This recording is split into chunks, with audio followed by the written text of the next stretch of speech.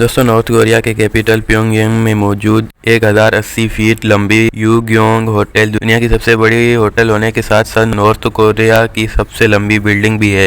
लेकिन इतनी खूबसूरत होने और इसके बनने के 30 साल बाद भी इस होटल में एक भी गेस्ट नहीं रुका, जिसकी वजह से इसको द होटल ऑफ डूम भी कहा जाता है। लेकिन क्यों और इसको बनाने की वजह क्या है, आइए जानते हैं। तो 1945 तक कोरिया एक जापानीज कॉलोनी हुआ करता था, लेकिन वर्ल्ड वार 2 के बाद कोरिया को दो हिस्सों में डिवाइड किया गया, जिसमें कोरिया के साउथ को अमेरिका जबकि नॉर्थ को सोवियत यूनियन ने ऑक्यूपाई कर लिया। जहां एक तरफ साउथ कोरिया ने तरक्की की राह अपनाते हुए डेमोक्रेसी को अपनाया, वहीं दूसरी तरफ नॉर्थ कोरिया बदकिस्मती से एक टोटलिटेरियन स्टेट बन गया और ये दोनों कंट्रीज एक दूसरे के दुश्मन बन गए। साउथ कोरिया की एक कंपनी ने 1986 में सिंगापुर में 226 मीटर लंबी इस वक्त के हिसाब से दुनिया की सबसे लंबी होटल बनाई और उसके 2 साल बाद साउथ कोरिया ने कंट्री की ग्रोथ के लिए ओलंपिक्स होस्ट किया। नॉर्थ कोरिया के उस वक्त के डिक्टेटर किम इल संग को साउथ कोरिया की ये डेवलपमेंट हजम नहीं हुई, जिसके बाद उन्होंने अपने रेजिम को चेंज करते हुए 1989 में नॉर्थ कोरिया में world festival of youth and student को होस्ट किया, जिसकी वजह से 10,000 लोगों ने नॉर्थ कोरिया को विजिट किया था और इस फेस्टिवल के लिए नॉर्थ कोरिया ने $4 बिलियन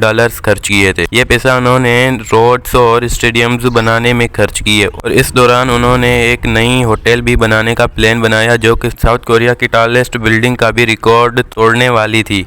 इस होटल की शेप को एक रॉकेट के डिज़ाइन पर बनाया गया था। इस बिल्डिंग में 105 फ्लोर्स के साथ 3000 रूम्स भी बनने वाले थे। इस होटल में एक नाइट क्लब, एक बॉलिंग एली स्पेस, बिल्डिंग के टॉप के 8 स्टोरी सेक्शन में रिवॉल्विंग रेस्टोरेंट भी बनने वाले थे। लेकिन 1991 में जब सोवियत यूनियन कोलैप्स हुआ तो नॉर्थ कोरिया ने अपना एक इम्पोर्टेंट ट्रेडिंग पार्टनर और एड का जरिया खो दिया, जिसकी वजह से नॉर्थ कोरिया को इकोनॉमिक ट्रबल्स से गुजरना पड़ा, जिसकी वजह से होटल की कंस्ट्रक्शन को कई बार रोका गया।